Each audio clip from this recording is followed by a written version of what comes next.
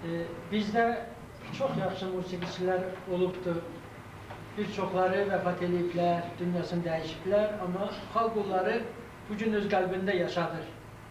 Məsələn, Xan Şunski, Cəbbər Qaryağdıoğlu,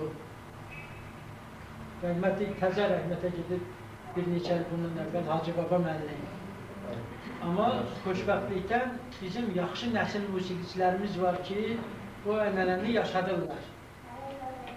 Bunlardan biri də xoşbəxtlikdən bugün bizim evimizdədir. Çox şadım. Cənab müəllim, çox şadım. Sizə necə ki, bayaq oxudunuz, bizi feyzə belədiniz, elə bilən bir də inşallah oxuyacaqsınız.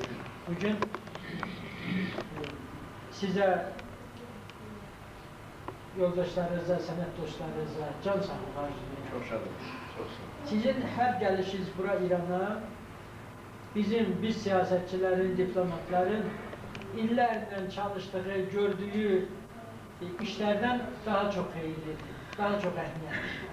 İnanlar, həqiqətən belədir. Çünki birinci növbədə gərək insani əlaqələr, millətlər arası əlaqələr, xalqlar arası əlaqələr qabağa gedər. O da olar ki, bir millətin söhbət əlaqəsindən gedir.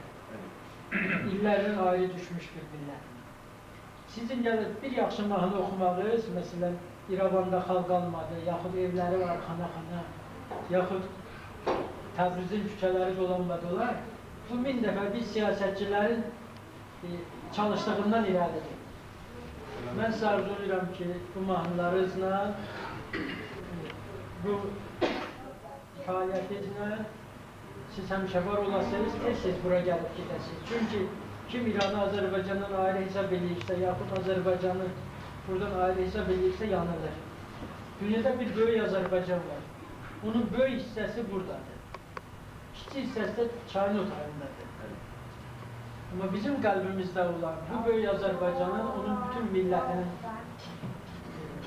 varlığıdır. Buna görə də mən sizə can sağlığı arzulayıram.